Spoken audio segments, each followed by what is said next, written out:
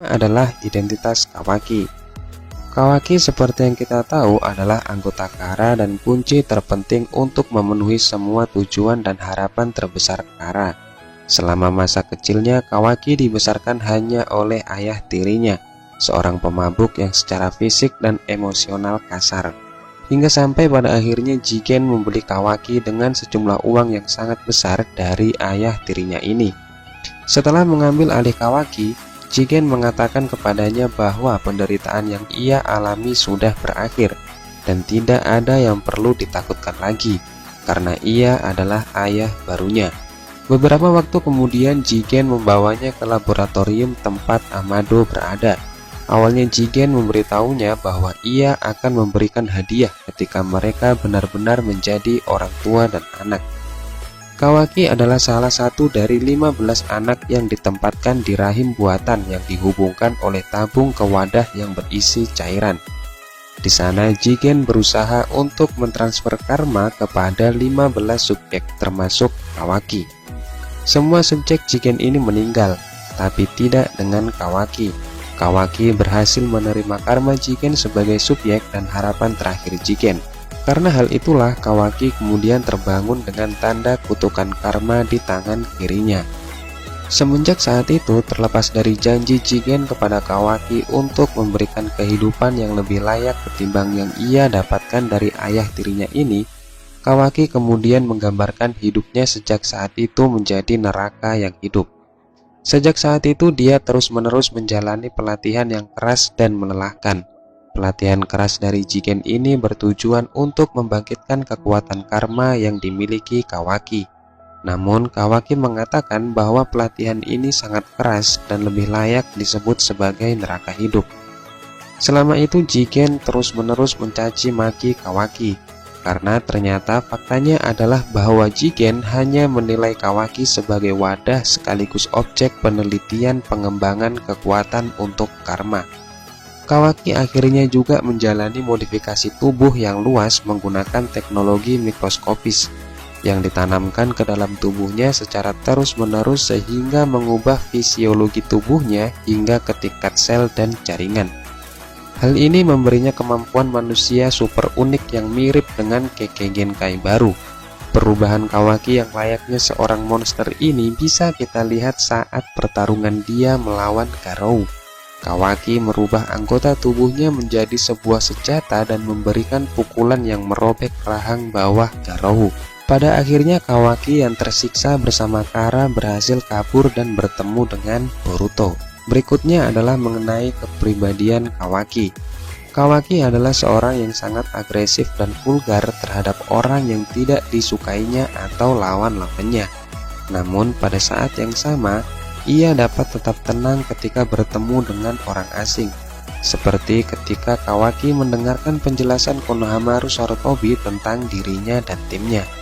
Karena penderitaan besar yang ia alami saat dipaksa menjadi wadah Kara yang ia gambarkan sebagai neraka yang hidup, ia dengan senang hati akan mati daripada terjebak di neraka selama sisa hidupnya. Kawaki memiliki kebencian yang mendalam terhadap organisasi Kara. Hal itu membuat dirinya menjadi sangat waspada dan agresif ketika berhadapan dengan anggota kelompok shinobi atau orang asing. Dia sangat membenci Jigen atas apa yang dianggapnya sebagai pelanggaran atas janji keselamatannya.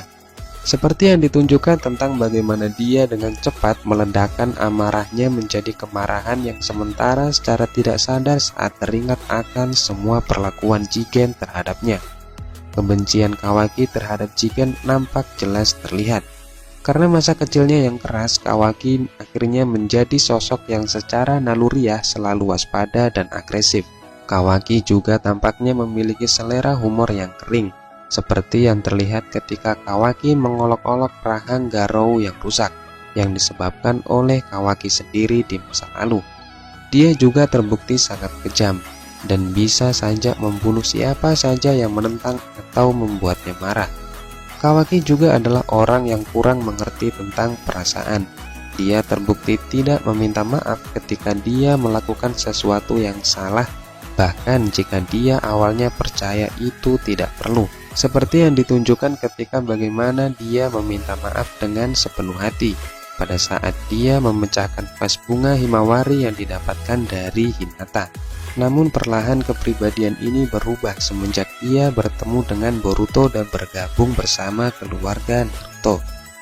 Kawaki tampaknya memiliki kebencian terhadap semua shinobi dan berniat untuk mengakhiri era shinobi untuk selamanya.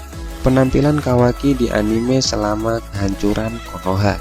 Kawaki adalah seorang pria muda dengan mata abu-abu dan rambut hitam lebat dengan warna pirang kuning di bagian bawah sisi kepalanya. Seperti yang dikatakan oleh Ino, meskipun dia bersikap kasar, sebenarnya Kawaki memiliki paras yang cukup tampan. Selain itu, ia memiliki tato angka Romawi di bawah mata kirinya, sepasang tindikan di alis kanannya, dan memakai anting. Kawaki mengenakan kemeja hijau dengan jaket rompi tanpa lengan berwarna biru dengan pola garis abu-abu di kerah dan mengenakan celana gelap dengan ikat pinggang. Kawaki memiliki karma di telapak tangan kirinya yang menyala saat aktif yang menyebar di bagian kiri wajah, dada, dan lengannya, serta bersinar merah saat aktivasi. Kemudian dalam hidupnya dia terlihat mengenakan sial dan sabuk infinity ungu, overall putih dengan dadanya terbuka dan mantel parit rompi hitam. Berikutnya mengenai kemampuan Kawaki. Meskipun Kawaki bukan seorang ninja dan tidak tahu bagaimana memanfaatkan cakra, ia adalah seorang pejuang yang sangat terampil. Dia dilatih secara brutal dalam pertarungan bersenjata dan tidak bersenjata oleh Jigen sejak usia muda. Di masa lalu ia mampu menghancurkan rahang Garou dan puluhan boneka robot. Bahkan dalam keadaan kelelahan, kekuatannya cukup untuk mengusir tim Konohamaru dan mengalahkan Garou. Kawaki bahkan bisa dengan mudah mengalahkan dan membunuh Garou setelah mengaktifkan karmanya. Bukan hanya itu, Kawaki bahkan berani melawan dan akan membunuh tim Konohamaru dengan satu serangan tunggal. Seandainya Boruto tidak mengaktifkan karmanya dan membuat Kawaki menyadari sesuatu yang lain sehingga ia membatalkan serangannya. Dan seorang Delta yang kita tahu sempat menjadi lawan tangguh Naruto saat ini secara terbuka bahkan memuji kekuatan Kawaki. Berikutnya mengenai karma Kawaki. Kawaki memiliki tanda karma yang ia peroleh setelah menjadi satu-satunya yang selamat dari eksperimen Jigen untuk mentransfer karmanya sendiri. Pada awalnya ia tidak dapat mengaktifkannya sesuka hati. Tetapi Kawaki jelas lebih hebat dalam penguasaan karma jika dibandingkan dengan Boruto. Ia bahkan sudah dapat menggunakan kekuatan karma dengan benar sejak kecil. Dengan karmanya, Kawaki mampu menyerap ninjutsu dan menyebabkan ledakan skala besar. Namun Kawaki masih perlu latihan lebih untuk memaksimalkan kekuatan karmanya karena efek samping dari penggunaan karma yang berlebihan bisa menyebabkan tubuhnya terlalu panas dan membuatnya tidak sadarkan diri. Dan setelah latihan yang keras bersama Jigen selama 3 tahun kemudian, ia menjadi mampu untuk mengaktifkan dan mengontrol penggunaan karma. Kawaki bahkan pada akhirnya berhasil mengaplikasikan karma di seluruh tubuhnya. Yang berikutnya adalah kekuatan modifikasi tubuh Kawaki. Tubuh Kawaki telah mengalami modifikasi yang signifikan di tangan seorang ilmuwan yang sangat berbakat hingga ke tingkat peredaran darah dan sistem sarafnya. Ilmuwan Amado mengubahnya menjadi alat ninja ilmiah yang hidup. Setelah pemeriksaan awal, Katasuke Tono menganggap sibernetika dalam tubuh Kawaki adalah sebuah karya seni. Bahkan Katasuke mengatakan lengan palsu modifikasi yang sempat digunakan Naruto tidak ada apa-apanya jika dibandingkan dengan modifikasi tubuh Kawaki. Dia juga mengklarifikasi bahwa Kawaki tidak seperti Mitsuki, yang merupakan manusia sintetis yang direkayasa secara genetika dengan menggunakan teknologi organik. Kawaki adalah manusia yang ditransformasikan sepenuhnya menjadi sesuatu yang lain menggunakan teknologi anorganik. Shinobiware miliknya mengambil bentuk alat ninja ilmiah mikroskopis yang ditanamkan di seluruh tubuhnya dan tampaknya bisa membuat perubahan tertentu pada tingkat sel. Jaringan tubuh Kawaki dapat mengalami pembelahan sel yang cepat, menyebabkannya membesar, dan itu juga dapat secara instan mengalami sklerosis untuk mengeras atau melunak. Hal ini memungkinkan dia untuk mengubah sebagian tubuhnya dengan cara yang mirip dengan Sage Transformation Jugo, yang bisa mempersenjatainya untuk menghasilkan pisau tajam atau sulur tajam. Pertumbuhan ini bahkan dapat digunakan untuk menyerang dalam jarak jauh atau ditembakkan sebagai proyektil. Dia juga dapat menghasilkan gelombang kejut yang kuat dari tubuhnya, yang bisa memukul mundur orang-orang di sekitar dan bahkan menghasilkan tekanan tinggi terhadap tanah di bawahnya. Yang berikutnya adalah kemampuan fisik Kawaki. Kawaki berspesialisasi dalam pertempuran jarak dekat. Dia dapat dengan mudah menghindari ledakan Garou dan terbukti sangat tangguh dalam pertarungan tersebut, karena dia bisa terus bertarung secara efektif meskipun kondisinya sudah babak belur. Kawaki mahir dalam hal taijutsu. Jika dibandingkan dengan taijutsu Boruto, maka kita bisa melihatnya dalam latih tanding pertama mereka, di mana Kawaki terlihat santai dalam menghadapi Boruto. Kawaki kemudian terbukti mahir juga menggunakan pedang, yang nantinya mungkin akan mampu menyamai keahlian pedang Boruto. Sementara sebenarnya Kawaki telah mendapatkan banyak penampilan di versi manga. Kawaki seperti yang kita tahu saat ini tengah berada di kediaman Naruto, dan dia secara perlahan menjalin persahabatan dengan Boruto dan membangun kepercayaan dengan Naruto.